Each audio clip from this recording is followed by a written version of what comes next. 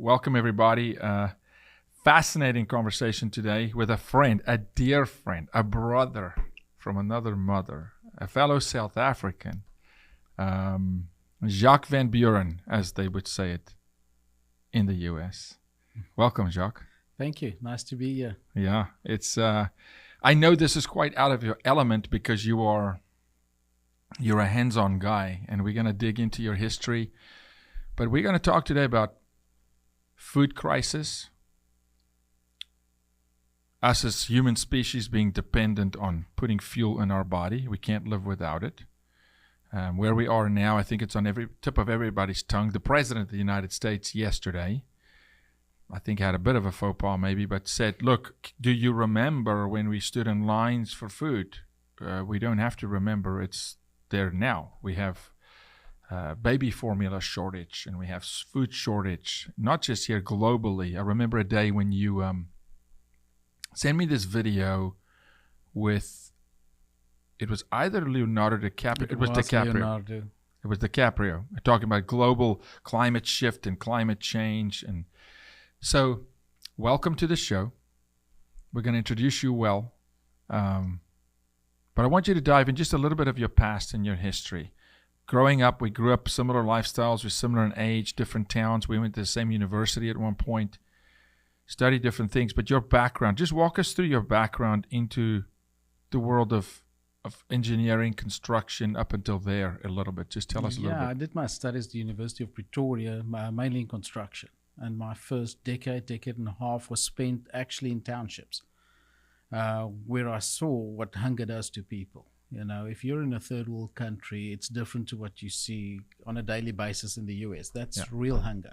Yeah. And you live it. You know, I built a lot, thousands of houses for underprivileged people. But I had to spend like 18 hours a day in those townships, and you get to know the people. You know, food is emotional. There is an emotional connotation to food. The lack of creates problems. Yeah. It lifts emotional levels, which in turn leads to anger. It's what's and happening crime all across the world. And crime. Yeah. There's a definite social aspect to food. Yeah. I think it's so important. You know, being from South Africa, there's so much similarities. You know, there's some differences. I grew up with a single mom, but we grew up in the same time period. Apartheid, in the middle of a regime change with governments, and then knowing what happens when you swing the pendulum, make promises that you can't deliver on in South Africa. And people say they know hunger. I just literally did an hour ago on another show. I asked a guy, have you been to Africa? And he said, no. And I said, you really ought to go to have the conversations that you're having, you know, because they're having these big conversations about, you know, hungry people. And go to Africa. Go look what it looks like when you walk into Alexandria or Davidton or Soweto, some of the townships where you build houses. So you built houses for underprivileged people, thousands of them. You developed communities in construction and engineering. Your brother Eugene, similar. Actually, all you brothers, all the Van Buuren boys are. Yeah, there's three of us that's in the construction field. And it gave us the unique ability to take engineering, MEP work, which we have a lot of knowledge of, and to merge that with the horticultural world. It's a different avenue of how we got to the system that I've developed and that brought me to the US.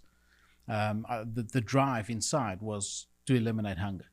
Give me a timeline here, because I know, but for the audience, developing houses, not a farmer at the time. You're not, we're all South Africa. We go hunt, we go into the bush, but you were building structures, right? Talk me through, and I'll give my version of it, but talk me through the episode where kind of God just spoke to your heart, you know, as to how you need to do something with the skills that He gave you to actually create a solution for world hunger. Correct. What triggered me was looking at DVDs that explained what the earth used to look like. And that triggered me a lot, because if you merge that with a geological world, you'll find out that things look different. You know, there was a lot more carbon dioxide on the earth, a lot more oxygen. Plants used to grow a lot better. There was an increased pressure on the earth as well, like an incubator. That's what the earth used to look like. like a hyperbaric chamber. Like a almost. hyperbaric Yeah. chamber. The Earth was designed to be like that. And if you take all the arid areas, you'll see in today's world, there's a lot of oil and gases in those same areas. Now, that combined plant matter that was pushed down. There was an event on the Earth that covered it, and that became oil over time. So there was a lot of plant matter on the Earth. It's not like that anymore. So what changed? There was an event that took place that changed the Earth to where we are now. To me, it immediately triggered something because the DNA and genetics in plants stayed the same. Generation after generation, if we don't genetically modify it ourselves, it will be the same plant. And you talk about that often because I've walked in, and for the people, we're going to talk about this technology that you invented, a download. We're going to talk about that moment and how God speaks to you, because he does, and he continues to. You continue to invent. And we're going to talk about the history of this amazing technology and company called Eden Green, which we'll pull up later. But I just want to give people the history of it because our paths intersected, and then I got involved with Eden Green. But it was a moment where I think you just recognized that you had these skills and the ability, the talent to invent truly, or reverse engineer what you already knew. So Earth was a hyperbaric chamber. We know of trees, 200 meters tall. 200 Fruits meters. were huge. Fruit the size of basketballs. And then, so talk us a little bit through that, because the company's also called Eden Green. It's back to the beginning. Back to the beginning. That's where the Eden comes from. Yeah. So knowing all of that and knowing that the genetics stayed the same, something in me, the inventor in me said, hang on, if I can get the environment back to like it used to be, and the genetics stayed the same, I can probably grow plants like it used to be, the Garden of Eden. Yeah. And started off with that triggered a study in me to say that if I know a lot about plants and I understand the engineering work, then I can merge the two worlds. And we can get to a point, and I call it the 16 factors. I know most people talk about 9, but there's 16 factors. And if you can get all those 16 factors from the perspective of a plant to work in concert and get the ultimate out of all of those 16 factors, then you're going to grow the way you used to grow. Now, granted, it's very difficult to get that hyperbaric chamber, more pressure system involved. You can do it, but it's going to be too costly. So most of that we actually incorporated into the Eden Green system. Okay. So what we're saying in a nutshell here is plants grew better. People lived longer, 800 years, 900 years we're talking about, right? Plants had more nutrients in it, probably lasted longer because of environmental conditions, pressure, oxygen, etc. Your mindset is, if we can go back to that and the DNA stayed the same, we should produce the same results. I argue absolutely yes, because God wrote a law. He wrote a law into DNA and a law into the world.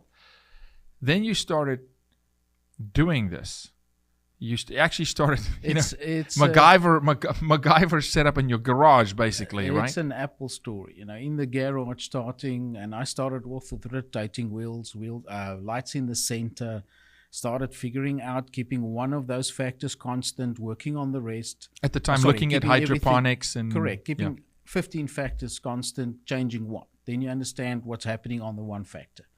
And did that over a period of time, thousands of hours of study in what a plant actually needs for it to grow optimal. And this is now, we're talking early 2000s, around... It's about 12, 13 years ago. Yeah. So maybe a little bit more than that. Yeah. Took over the lounge, which my wife obviously didn't you can imagine for many years. But it became this study of eliminating different factors and getting what I've heard you say this so many times. We've done so many presentations together. You've said putting the 16 factors in concert, putting them in unison, right? Which is very hard to do. That meaning if you don't have one of the factors, you can do everything correct, but if you don't have carbon dioxide, the plants won't grow the way that it's supposed to. If you don't have sunlight, for instance, the plants won't grow at the level that you want them to grow. So everything has to be in concert. And again, every plant has its own requirements. So you said something earlier, looking at the problem through the eyes of the plant. What does the plant need? Versus conventional agriculture. I remember, we'll leave the university's name out for now, but some professors, you would say, I would hand the system over to the professors and they would kill every plant. And they would just say, listen, this is not how plants grow. And you go, no, that's not how we wrote the books in agriculture, but actually if you go back to the beginning of time, it is how they grew. And it's control. You need to be able to control everything. The only way that you can get all those things to be in concert in nowadays is to be able to control it. And that's controlled environmental agriculture.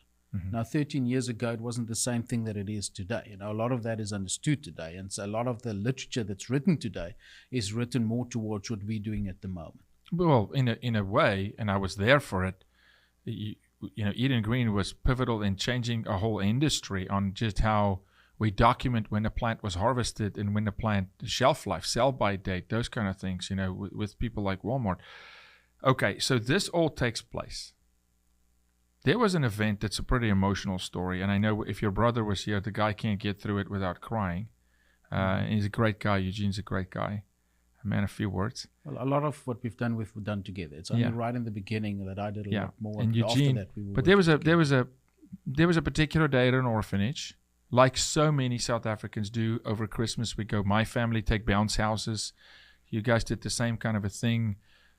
Paint that picture for us just a little bit, because I think that drives it home for people, the real heart behind the invention and why you invent. It's all timing. And all of this that we spoke about up to this point actually led to the timing of where this came about. How did we get from knowing what we wanted to know about plants to making the commercial system, and then wanting to put that into the world to alleviate hunger? That's basically what it was. Mm-hmm. So yeah, we were giving our bounce house. We bought one, sent it to an orphanage. They had a function, and right when we wanted to go pick this up after the event, there was a little boy, a little 5-year-old boy, that had his pockets full with sweets, candy. Filled with candy, but he didn't eat any of it. Now, that's kind of funny for a 5-year-old child not to do that. And as the teacher asked him, now, what's wrong? Why don't you eat your sweets? His reply was, it's not my day to eat. Diving a little bit deeper, the teacher found out that he's actually keeping the candy for his 3-year-old sister. Now, you can imagine what goes on in your mind as a 5-year-old to know that I must keep my candy so that my sister can eat. Yeah. Because she didn't get food. Yeah. It wasn't her day. Yeah. It wasn't her day to eat. Now, that's real hunger. And it drove Eugene and me to say, we can make a difference. Yeah. And coming from Africa, it's a unique setting. Only God can do it that way, to know that the financial aspect, there's not so much finance available. So whatever we design shouldn't be the most expensive system, because you can't affect the whole globe if you have something that's capex-wise very expensive. I think that's really what makes Eden Green so special. I mean, there's so many different things, right? And so many different people. And I'll try through the show to try and honor everybody, because many, many people were involved. But at the nucleus and the genesis of it, I always say, you set the seed. The DNA was not corrupted, right? Well, the DNA of Eden Green started with wanting to eradicate hunger. Correct. It started with finding a solution to help a continent called Africa, but with very little resources for you in your hands. It's not like in America. And in America, when we invent stuff, it's like you've got a toy box with so many different tools and funding mechanisms, and Wall Street. It's non-existent in Africa.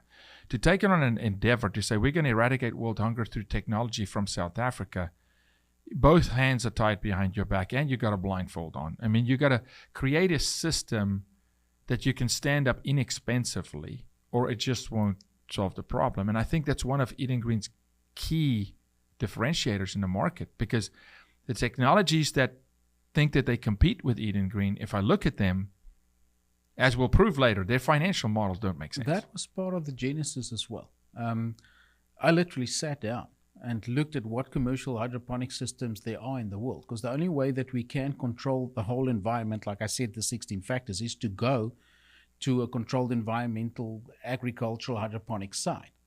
And I analyzed all the commercial systems that exist, and I kept the good of the systems, knew that some of the systems were lacking in some regard, so I need to design something that we can answer those, that which is lacking, especially the climate control around the leaf zone.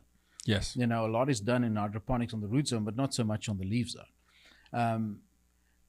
Taking all that into account to design a system, And I literally did a back of matchbox calculation to say that it's all good and well, but if I can't get the quantity, the volume of food per square foot, Yes, the output. you're not going to get to something that you can actually that's commercially viable. And I think a lot of the existing our competitors struggle with that. You know, you can design the best system in the world, but if it's 4 or 5 times as expensive, Yeah, it's very difficult to do. The economics don't make sense. It has to make sense. And particularly, the economics don't make sense in the areas that need food the most, which is also, unfortunately, underprivileged in rural areas, food deserts, where people can't, pay $16 for a salad like we're doing in Dallas, or $20 for a salad in Hawaii. Those economics will never make sense in Africa. And sit back and use what's free. Sunlight is free. To buy those photon packets through a light and putting that on the plants to grow, getting that into capturing carbon, because that's basically what we're doing, is an expensive exercise. Yeah. So if you utilize sunlight, which is what makes ours unique, it's actually a greenhouse, controlled environmental greenhouse on a vertical plane. Yeah, Eden Green harnesses the natural sunlight, which I would argue, and I'll live and die by this. You cannot recreate the sun. You cannot recreate what God created. So you can create a light, and there's some really good lighting systems out there, but the sun is powerful, but it's free, to your point. So Eden Green harnesses the sun. It's a vertical system, a true vertical system. And there's some systems that say they're vertical, but it's horizontal stacking. And I'm not knocking those. I'm just saying this is a true vertical waterfall system with amazing things, and we won't ask you to open up the Komodo on the real technicality of this, but I'll never forget, I was on a trip to South Africa fighting human trafficking. We were touring a film that we produced in fighting human trafficking, and we're in a church, and the pastor, Mario Stein, said to me, hey, there's these 2 families, two brothers that I think you should meet. And you guys were you were there. Yeah. You were there for the sermon. I remember your sermon. You made people take their shoes off. Yeah, it was called Barefoot Christianity was the title of the sermon. And the title was that God wants us to be in touch with him as we are sensitive to walking barefoot outside on rocks and pebbles. You feel everything. And I want people to be sensitive to the Holy Spirit. And that was, made people take their shoes off. Very uncomfortable in the church, but they did. And I met you afterwards, and I'll never forget. The conversation kind of went like this. Come visit, and we went to a home of a mutual friend, and I ate this salad without any dressing, and it was a salad spread. I mean, it was amazing. It was strawberries, and there was a bunch of stuff, peppers, and all kinds of stuff. And your wife, Diana, came to me and said, what do you think? And I said, this is the greatest salad I've ever eaten in my life. I've never tasted food, which I think is key to Eden Green. Correct. I've never tasted food, and I'm from Africa. We had mango trees in our backyard growing up. Africa, we eat different. Our food, it's kind of way more fresh than in the U.S. But I'd never tasted anything like that in my life. And I'll never forget, you took me into the greenhouse, just outside of Centurion. You took me into the greenhouse, and I walked into what I thought was the Garden of Eden. I walked into a place, and my mind was blown. I had no context for hydroponics at the time. And this is 2015, 15 probably. And I walked in and I said, the world needs this. This is unbelievable. I saw strawberry. I pulled the strawberry from the vine and ate it, and the flavor was insane. The juice just ran out. The juice ran down my arm. I remember that. It's like, what in the world is this? I never tasted kale that actually tasted like anything that's worth tasting. Long story short, I said, Walmart needs to see this. There's these companies, and fast forward, and God forms an alliance between our family and your family, Dan Funk, and fast forward, it comes to the U.S. Many people help. We're so thankful. And it becomes this amazing company outside of Dallas, Texas, that now is just exploding. But it was not that easy in the beginning, because I remember you coming over. You would fly over, visit. We'd meet with engineers. You'd go back home. Yeah, I came to the US 5 times. Yeah, before we actually settled in the US. Because you weren't an immigrant yet. You were coming on visitors' visas. And so we were doing this in distance. And I'll never forget, and again, we'll leave some of the names out of it, but big companies, some of the leaders in the nation in air conditioning, construction, looked at you and go, it can't be done. that what you're saying doesn't make sense. This is not how air flows. This is not how you water plants. And you stuck to your guns and said, no. So now go to me to reverse a little bit. Downloads. How do you receive creative a lot inspiration? of it. Everything's created and everything is innovated. Now, if there's one thing I can say about the system that we're doing, it's never been done before. And we had a conversation yesterday where we actually looked at each other and said, we laugh about it, we're doing it, but it's never been done before. Yeah, truly. So, there's no literature that you can go to. One thing that I have to say, again, the way that it happened was I went and looked at information from all angles, everything. If we're talking a root zone, we're talking calcium, we're talking water flow, we're talking pressures, we're talking all of that. And there's expertise in all of the different fields, horticulture, nutrient-wise, all of those kind of things. But sitting back and taking all of those things and putting it into one, I think that was the secret at taking economics as part of it. And then building a system. It's one thing to sew it together, but then building a physical system where nutrients need to flow and injected, and water needs to flow, and pressure needs to be contained. Yeah, and taking simple scientific principles into account as well. If you think about what we do, it's a gigantic generator. There's a lot of energy from the sun going into all of those what we call vines, and that has to be controlled. And the temperature and the nutrients and things needs to be controlled. So there's a lot of science involved on that side as well. And in developing this, and the development of this is over a 4 or 5 year period of time. Yeah. As you're talking, Jacques, I'm going to ask Rebecca. Rebecca, would you pull up some of those images? I want people to see the picture on the left. Just click, that picture. If you can bring that to kind of the center. This is what we're talking about, folks.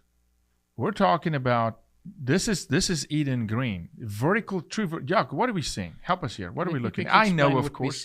That's a vertical plane, and what we're looking at here is down one of what we call rows. The plants on the right-hand side is about 2,000 plants on a 100-foot plane. We rotate those plants or grow them, depending on the species, anything between 21 to 28 days. Which is very fast. So it's increased growth time, right? A higher yield. Yeah, with a very high bricks content, the taste that you spoke of. Better taste? Correct. But now people will ask simple questions like, well, are you juicing it? What are you throwing in there? Are you throwing any artificial stuff in there to make the plants grow faster? Is it genetically modified? All those kind of questions. Why does it grow faster and better? It's doing that in concert scenario that we're talking about. We can control most of what's happening there on the leaf zone as well. What you cannot see there is each of those plant spots has a little orifice where we actually make controlled air on the outside, and we blow it onto that plant and replace the air around that plant every 3 to 5 minutes, depending on what you grow. So the answer is no, it's not genetically modified. You're just growing plants the way it was grown in the Garden of Eden. And it's growing better, faster, tastier. Becca, you pull up this, a bok choy. Bok choy is a that. I mean, beautiful. And I'm telling you, when you look at what we call the vascularity veins in the leaf, that plant we're looking at, Jacques, it's grown without soil, correct? Yeah, we simply use nutrients. We have a plug that we use when we start off, but once the seedling is grown, and we actually just put a seedling in, it's simply nutrients, water, and the environment that we control. So that's all you have. You have nutrients, water, sunlight, and you control the environment by putting these things in concert. And giving a plant what it needs, when it needs it, in the right quantity of what it needs. By variety, you can. Changing per variety, yeah. We can control the greenhouse. For instance, the nutrient temperature level within half a degree or a quarter of a degree to grow to. It's an incredible feat to go from, because the facility I walked into, if you can pull up the first plant planted in the large Eden Green facility, that's Jacques planting the very first plant. Now, what people don't know, and we were all there, Dan, producer here, you go, Jaco, we didn't know you were in agriculture. I didn't know I was going to be in agriculture, and getting involved with Jacques, and most incredible journey. I'm so proud to be on the board.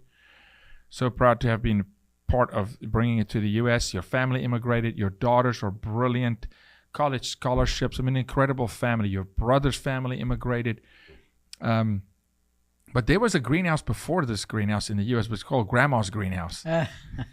The start off, I think it was out in the little parking lot. It was like 10 by 20 foot. 10 by 20 foot, Like little greenhouse and actually I'll never forget the first produce we took to Walmart to taste came from Grandma's greenhouse. And I'll never forget, you said, wait until they see the real thing. Well, that's you planting on the right there's Dan. If you can pull that picture up, that's Dan, producer here. Jacques, what are we looking at? What's that plant? It's giant. It's a Swiss chard. That is a Swiss chard. Looks like it comes from Jurassic Park. Yeah, we actually grow Jurassic Park plants in South Africa just for the fun of it. I know you had a kale in South Africa, a 7-pound. I was there. A friend, a partner at the time covered his whole face. A 7-pound kale.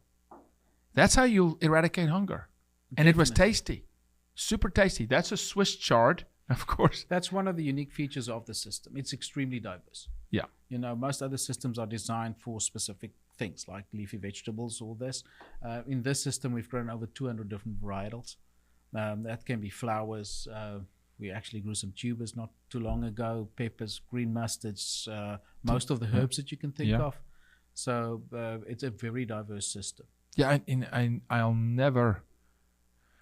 Man, at one point in time, we were growing quite a variety of stuff because we had Walmart come through the facility, and I'll say this: we're going to get into some accolades here in a minute. But the Walmart Culinary Invention Center is one of the top, invention centers, and I'll never forget. We sat in their room. Do you remember our first meeting? It would have been a 15-minute meeting. Our first meeting, they gave us 15 minutes to pitch in Bentonville, and every 30 minutes they would add another leader and executive to the meeting.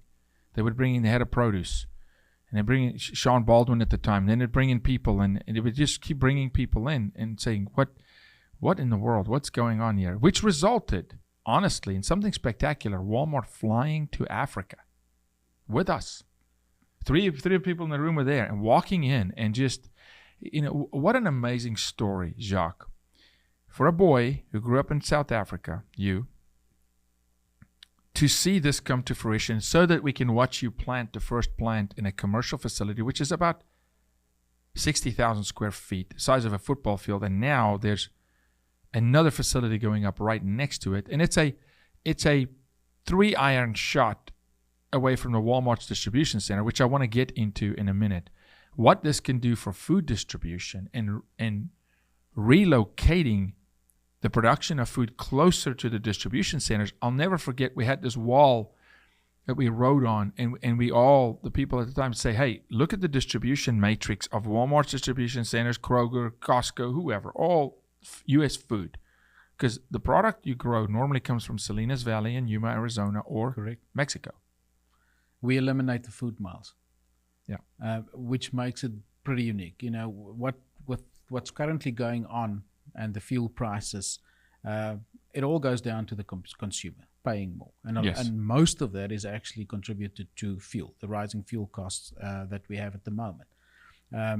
We can put a greenhouse down where you need it and grow what you want, very close to the DC centers. And distribution then becomes from harvest date on your plate in a short number of days versus... At times, I think people will be shocked if they know how old the food really is by the time they get it. Contain the nutritional value of absolutely. what you grow. You can eat a lot less having the same nutrient value that you got when it was actually harvested. Yeah, look, and even back then in 2015, 2016, we made the argument, we used, and I'll say this, anybody watching this, you're going to nod your head. If you buy a can of strawberries, a container of strawberries, 30% of it you throw away because there's waste. There's so much food waste because food travels a long way in this country. Now, where fuel cost is so high, every cent even matters more. And so I think highlight for me some of the key attributes of eating green where it's solving problems for society. I know saying eliminate hunger is a big, but let's break down some of the other factors. You say it eliminates what's called food miles. People don't know. Yeah, you truck lettuce from California at times to New York. that doesn't make sense, but that is how it's been done. Yeah, I would say the most unique features of our system is that we can control the climate to a plant level. So we don't have to control the whole greenhouse, which is very expensive. That's the first part of it. And then also on the lighting, we spend a lot of time on designing lighting systems with algorithms, putting the light where you need it. And you spoke about downlights. We didn't really get to the answer of that, but that was the latest one. We wanted to know, how do you utilize light growing plants, but doing it effectively? Doing it on horizontal layering means you need a lot of lighting, and then obviously that will lead to a lot of OPEX cost as well. So how do you do that? And you say, I see things. I don't necessarily see things exactly like that. Some of it you figure out. But typically seeing a vision of a guy sitting with his study light on his desk, taking the light, shining it on the object. And it immediately triggered on my side. I said, hang on, that was 3 o'clock in the morning, but what did I see? I saw taking a light, moving it to where you need it, which led to a movable light system. Now, who thinks of a movable light system in a vertical hydroponic grow? Yeah, which is not the norm. And then utilizing it exactly where you need it, when you need it. Again, it's the most efficient way of using a light. In those moments, the first moment when, you were, and I'm jumping back in history, but I saw systems. When I came to South Africa, I think it was like 32 prototypes. Correct me if I'm wrong, but I saw strange things, man. You were growing plants upside down. You wanted to see what gravity had to do with the plant if it was growing upside down. You figure out that doesn't work. You were rotating them. You had these wheels. It was contraptions. Your brother took a soldering iron, stuck it in the side of a pipe. Yeah, I guess most people start off with a PVC pipe and make a hole in it. You make a hole in it, right? I mean, it was like just all these things, True. right? To now, this is a very, very sophisticated system, but produced very inexpensively according to other technologies. Yeah, I thought about that and analyzed it. And what it basically means is most people think in 3 dimensions.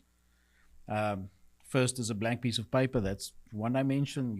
You draw a picture on it. That's a 2nd dimension. If you turn it into a 3-dimensional object, then it becomes 3 dimensions. But there's a 4th, 5th, 6th, 7th dimension after that. If you think about the functionality of what you're creating, that's another dimension that you have to think of. And then you have to think of the manufacturing process and getting it done. And the application. Yeah, and the application thereof. And there's a lot more to it. And if you can sit back and you can think through all of those dimensions, just the internal side of that pipe, it's not just a hollow pipe that you think of. We actually had the outside design, knowing what sunlight does and the angles and all of those kind of things and the way we want to do it. And we did 18 different 3D printed iterations on the inside to get it the way that it should work, to all the advantages that it is today. Because everything's by design. Everything. The color spectrum, everything is by design. How light's reflected, the darkness on the inside, the reason it doesn't grow fungus and algae, all the different things that other conventional hydroponic systems run into. They run into, well, how do we clean this thing? Well, how do we keep disease out of it? What happens if there's an E. coli outbreak? And I'll never forget, there were literal signs in Walmarts up with an E. coli outbreak almost every November in this country. Listeria, E. coli, almost every November. And we got a call, and Eden Green's food was approved to stay on the shelf. It did not get pulled down. And so these are some of the key factors. But when you get what I call downloads, those moments when you sit and I've stopped counting how many times you've called me and go, I just got another one. Another idea. Because you keep designing. Who do you attribute that to? Is that just intelligence? Is that just your history? Or do you think there's a God factor involved there? There's definitely. Its inspiration actually comes from something outside of yourself. Yeah. Most things that are being designed or the innovation that happens is where does that actual initial idea come from? Mm-hmm. Now, depending on what you believe, you would think you're God and you did it. But the reality is it's not that. Yeah. You need intelligence to take it from that initial idea and get it to the end result you want to achieve with it. To conceptualize it, yeah. Correct. So there's a lot of effort involved. There's a lot of reading, a lot of education involved. Absolutely. Look, Scripture says all good things come from God, which even means the intelligence or the talent an athlete has, the ability to throw a football But then comes the understanding of the brain, the muscle, the all the different things to apply yourself, exercise, application, trial and error, and then you end up with something really special. You kind of build the whole thing in your mind, and then you start with prototypes getting it done. Very similar to what Elon Musk said. You build it first. You build the whole thing in your mind, and then you get to it. Yeah, look, I don't If you think... want to know if it's you or not, when you get stuck, Yeah. and you don't have the answer, and suddenly the answer appears 3 o'clock in the morning, it's not you. Yeah, exactly. Or when the agriculture community looks at you and says, this is not how it's done. Correct. And then you prove a whole hundreds of years of community wrong, saying, no, this is in fact actually why we get results. It's different. That isn't us. And look, Elon, South African, 2 South Africans to the table. I'm not saying necessarily, South Africans are special, but I'm just saying it is something about... Innovation is born out of need. Out of need. Exactly. That's what happens. The desperation. If you look at the history of Africa and you look at the history of Israel for the same reason, yes. If there's a bigger need, more emphasis will go to the need, and therefore, especially if there's financial benefits to it, that will drive the innovation. Absolutely. That's why innovation is so important in any country, not necessarily the US or... It drives an economy, if you think about it. All we have to. Innovations drive economies. Yeah, we have to come up with new solutions and learn from the old and apply new things, new techniques. For me, this is just me speaking for me. If you say, Jaco, what's more important, flying a rocket into lower orbit, right? Or creating a system that actually puts food in people's bellies, I go creating a system that puts food in people's bellies. Here's the difference. It depends on where you want to spend your time. I would prefer to spend my time on Maslow's hierarchy of needs, which is food and shelter, right at the bottom. And my whole life it was actually that. I built a lot of houses for a lot of people, and now it's food.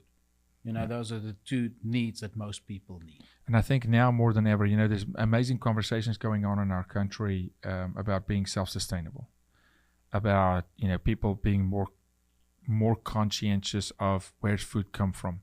I think there's a huge need to re-educate children in the classroom. There was a quick little study done the other day in California, and they had a classroom and they asked the kids where chicken comes from. And predominantly the kids said from the store. Their answer was from the store. Now, that's not wrong. They do go buy chicken at the store, but that's not where chickens come from. What I would like for them to see when they eat a chicken is an actual animal running around that you need to care for, nurture, grow, take care of, so that you can eat one day. I don't want kids to think chicken packaged from the store or Tyson, but they don't. People need to connect with their food. Absolutely. There's an emotional connection to food as well. Our CEO, Eddie Bedrina, did something similar to what we're doing here about a week ago, and his emphasis was exactly on that. And that makes sense. If we can get people back to that, you'll eat more healthy as well. Yeah, the emotional connection with food. Correct. And people go to food when they are emotional. This is why we call emotional eating or binge eating. People eat, when they're emotional, they eat. Or they eat for emotion. And so I agree. Where are you, what's your mind on, maybe ask Rebecca to pull a couple other pictures up, show the people what I looked at with some crazy hair. Look at the size of those plants. It's insane. It's unbelievable. And yes, Eddie and the team, the whole Eden Green team today, the management team, the board, and anybody in the process to help get it there, Dan and the horticulturists, all of them. All the horticulturists, the workers, the harvesters, the planters. I don't want to name names because I'll leave somebody out, but it's a team effort. It takes a team Most effort. Definitely. It's a team, but it's still evolving. You're inventing on this system still every day, whether it's a harvesting system or a better way to harvest, a faster way to harvest. AI, robotics, that's the next step that we're going in. We bought some robotics that's coming in a week or 2 that will help with the mundane tasks in the greenhouse as a first step. Yeah. So there will always be innovation. And it's always a race against time. We drove a truck together. We had to go to Walmart to go. They had to go test the food, taste it and test it and give it a score on the hedonic. Parking lot of the... We're in a parking lot, packing in a cold truck at 34 degrees. We're standing with tables in a cold truck, cutting leaves, making up sample size packages. I mean, it was insane. And we had an extension cord running out of the back of a truck into some guy's yard who allowed us to do it. I mean, we had amazing times. Well, the results were there. And the results were there. Yeah. Scored the highest of any salad without dressing on the hedonic scale at Walmart. I mean, it's there. The proof is in the pudding, so they say. When you eat this product, there's nothing like it. My children, I was going to throw a picture of our child up harvesting this, but I know my wife would not be happy because we keep our kids out of the limelight. But I'll still to this day, my children love Eden Green salad. Why? Because you can taste the difference. There's nutrients in there. The shelf life is crazy. We've had conversations about shelf life where, 30-day shelf life. Well, you can't say that on a commercial package. So right now, Eden Green, Eddie Bedrina, CEO, the board where the company's being steered. You are the inventor and founder. I was so privileged to be in the story and be part of it, play my part. There's big things happening for Eden Green without talking shop out of order. But this company is growing. This company is taking off like a rocket ship. And I don't think the timing could be any better. Yeah, we're hitting the perfect storm. Yeah. With the need of food that's there, the fact that we can eliminate those food miles. And it basically means that the big retailers, the big distributors, they can put a lot more money in their pockets because of what we do. If you start cultivating food at open land farm prices, but doing it in a controlled environment with a much higher quality that you can put into the market, then you start hitting or breaking those barriers or the glass ceiling that was there in the past. And the bottleneck, Jacques, the bottleneck, because we're looking at farmland in Yuma and Salinas Valley, and it's declining. Farmers are selling farmland for real estate. And so, and of course, this is not possible without great financial partners. And Eden Green's had great financial partners. And I'll keep them anonymous, but great financial partners that have stepped up. And there's a lot of challenges in building something like this. I mean, it takes time and it takes a lot of capital, like anything good. There's no invention that really did. But it's worth it. This is truly, I believe, something for humanity. I think we might change the way that things are done. It's an industry changer, and it's a mindset change of how we're going to grow these kind of things in future. Yeah, absolutely. It's setting a new norm. But it's also showing that it's possible. It's possible to even consider redefining the distribution matrix of food in this country, and then tackling things like food deserts and smart investment.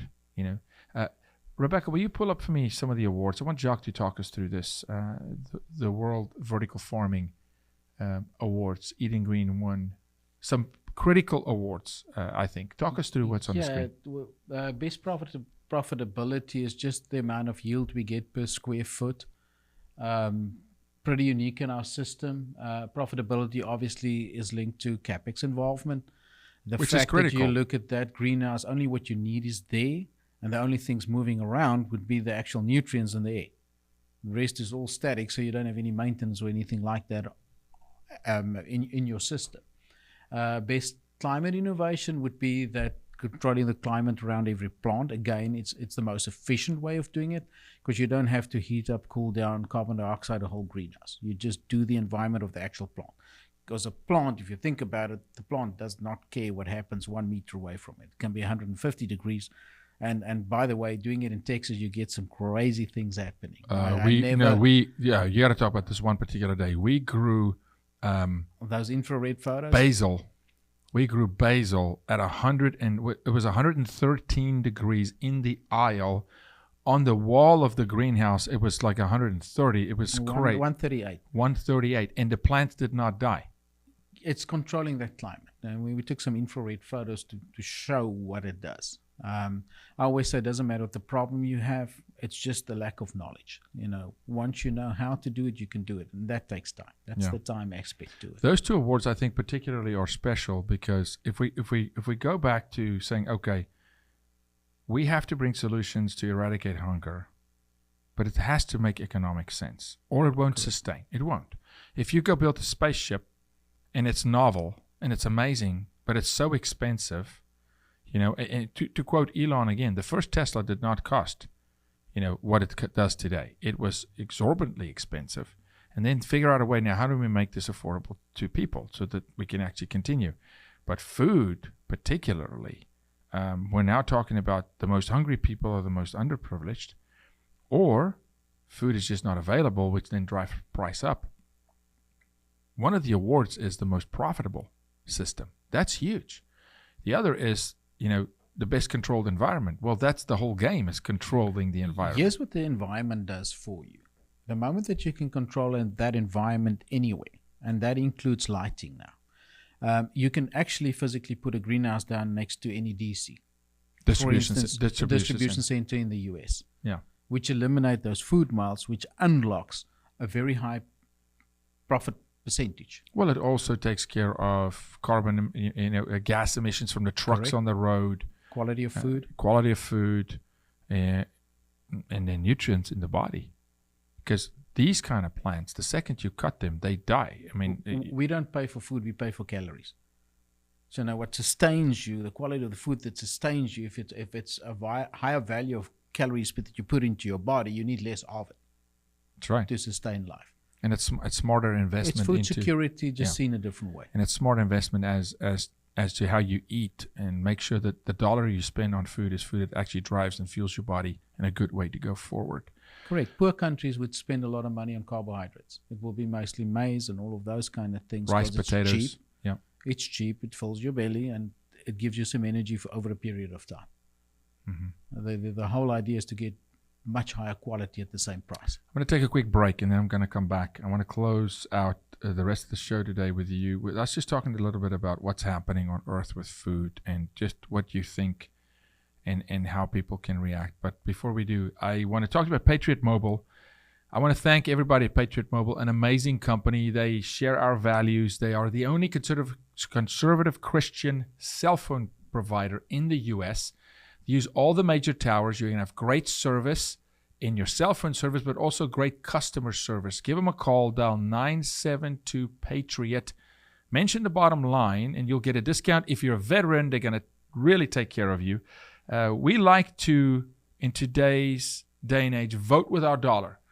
Put our money towards entities and places that we believe have the same value systems that we do, and that is Patriot Mobile. Glenn and his team there do an amazing job. So give them a ring, 972-PATRIOT. Mention the bottom line so you can get free activation. Jacques, big words: food security, food shortage. And then all of a sudden it becomes really real to people this week when moms can't get baby formula. No, Eden Green doesn't grow baby formula, but it may grow plants that go into baby formula. Where are we just as a world with food?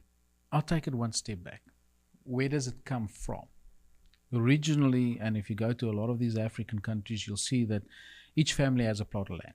So what do? They go and cultivate their own food, and they sustain themselves because of that. Now, they cannot control external environmental conditions like droughts and all of those kind of things, and that creates problems. Yeah. But what do we do in a modern world? We either think we cannot, so we pay people to do it for us. And those people are farmers or big corporations making food. And we sit back, we earn money somewhere else, we take our money, we go buy the food because they can do it better than us. And the dynamics of that actually changed. It's not necessarily that you get the most food.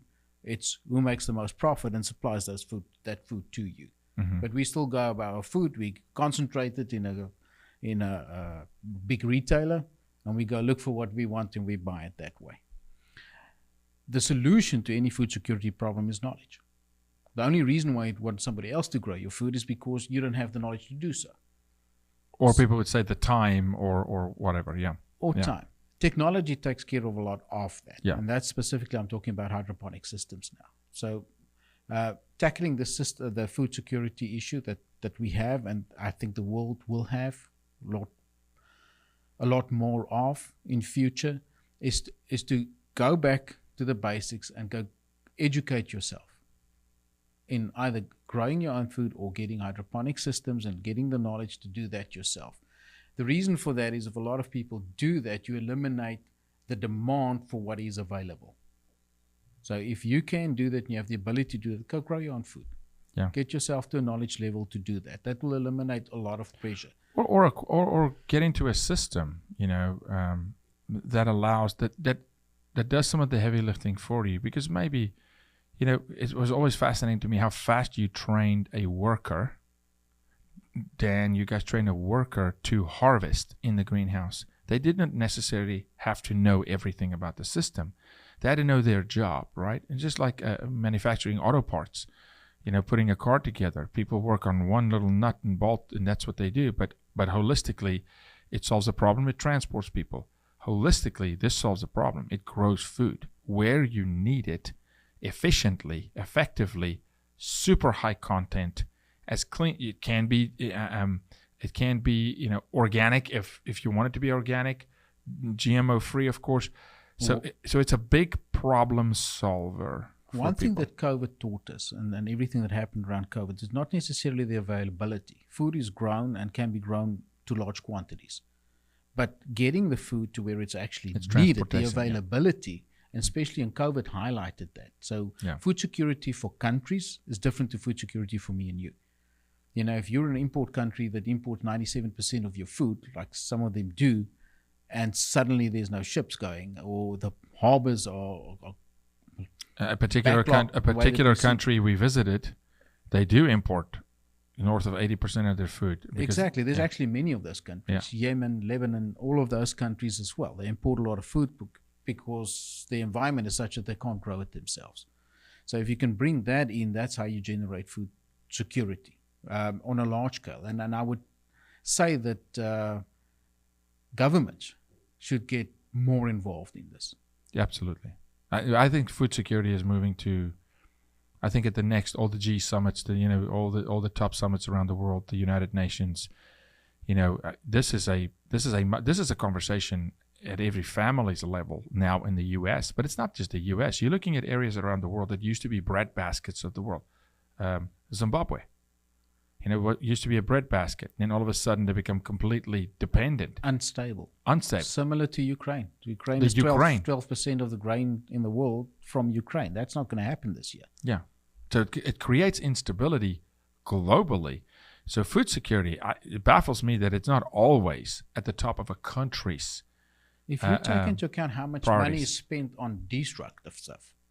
Yeah. Why don't you spend that kind of money on constructive stuff in countries that will give stability? Yeah. Because a lot of the instability is a lack of food. This show will be seen all across the country and in the world as well. And for the people watching, whether it's a small government like a city or whether it is a retailer, a small mom and pop retailer or a large retailer like a Walmart or a, so many there's Kroger's, whatever.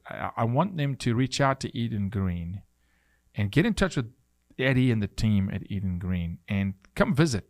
Go visit Eden Green. Take a trip to Dallas, fly into DFW, take a little drive, and go see something truly spectacular.